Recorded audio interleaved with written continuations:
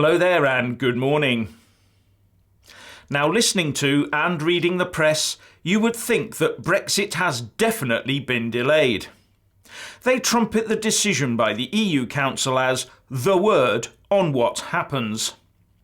But what has happened is that the EU has offered the UK two options to extend, depending on whether MPs accept the PM's deal or whether they don't.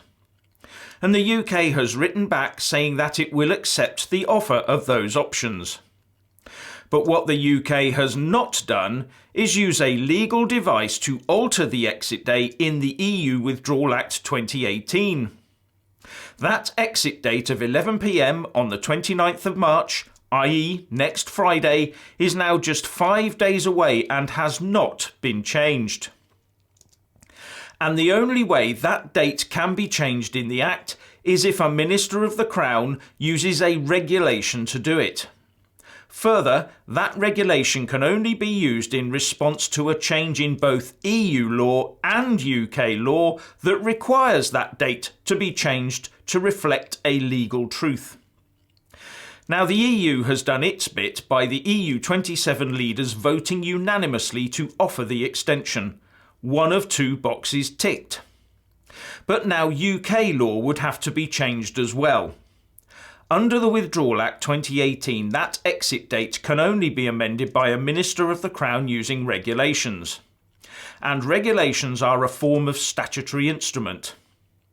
If you look at the passage of a standard statutory instrument on the government's own flowchart, you will see that the average time it would take to get it through the process to allow it to be signed by a Minister of the Crown to become law is 6 to 7 weeks.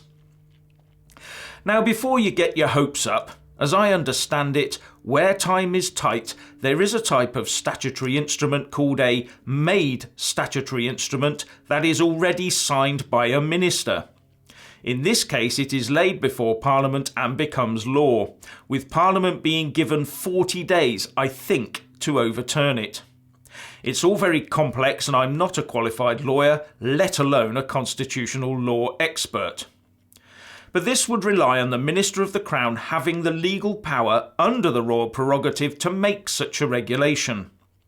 And there is an argument that to extend Article 50 would actually require an Act of Parliament to be passed before that statutory instrument could actually be made, especially if it is a lengthy extension that would require a change in UK statute law, such as legislating for EU MEP elections, for example.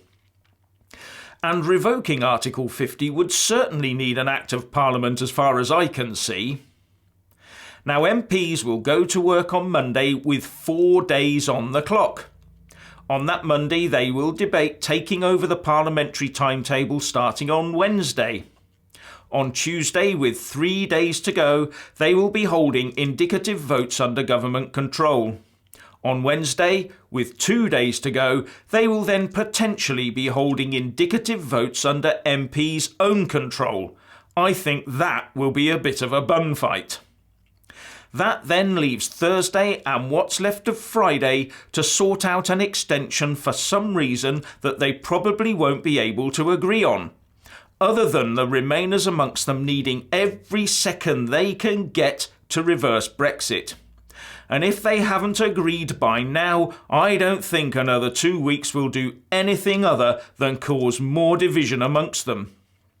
And if Theresa May has not gone back to the House with her withdrawal agreement, or the House throws it out again, they will only get a maximum 2-week extension, if a Minister of the Crown does indeed bring forward a legal statutory instrument to make it law in the UK and keep this whole mess on the road. And if this happened, I would expect to see Brexiteer MPs making prayers for a humble address to Her Majesty to annul the instrument under House of Commons standing orders, together with early day motions and other procedures to try and gum up the anti-Brexit works. An interesting week coming up, and that's a massive understatement.